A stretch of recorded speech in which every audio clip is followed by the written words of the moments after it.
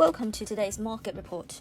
European stock markets weakened on Wednesday as a jump in US inflation raised concerns the Federal Reserve could tighten its ultra-easy monetary policies sooner than previously expected.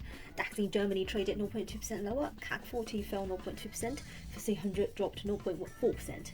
This cautious tone in Europe follows weakness in Asia and also on Wall Street overnight after data released on Tuesday showed the US Consumer Price Index jumped 0.9% in June, climbing 5.4% on the year, the biggest jump in US inflation in 13 years. Yet another blowout inflation reading makes it increasingly difficult for the Fed to stick to its position that elevated inflation readings are merely transitory, said ING.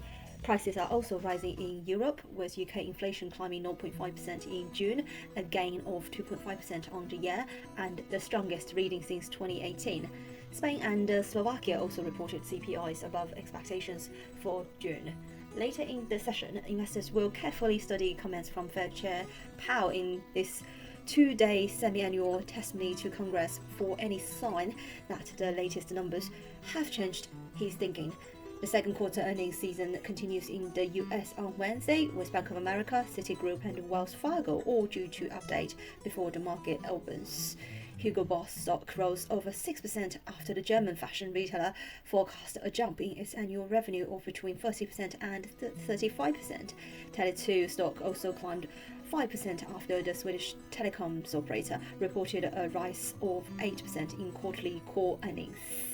The US crude futures traded 0.3% lower at $75.04 per barrel after climbing 1.6% on Tuesday, while the Brent contract fell 0.2% to $76.31 per barrel after gaining 1.8% in previous session. Gold futures rose 0.2% to $1,812.55 per ounce.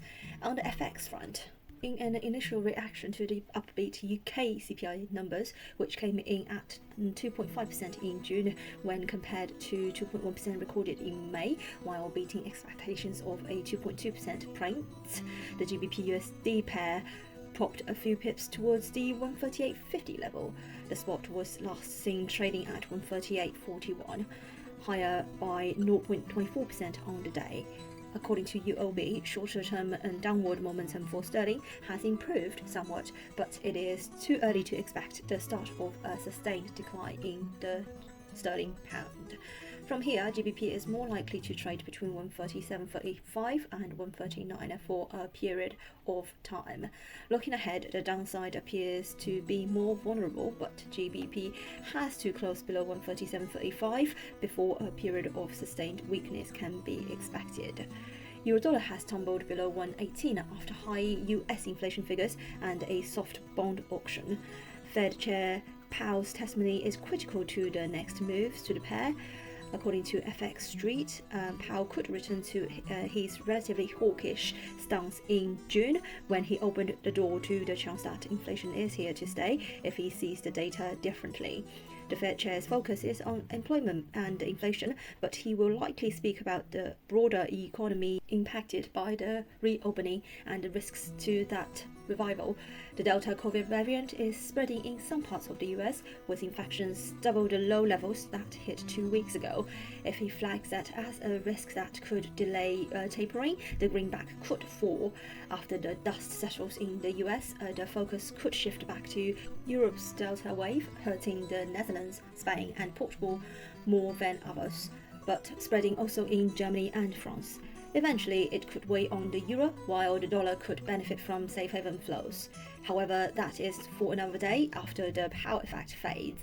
Support awaits at the new multi-month low of 117.72, followed by 117.40, then 117, levels last seen earlier in the spring. The dollar was down on Wednesday, hitting a 3-month high versus the euro and a 1-week high versus the Japanese yen.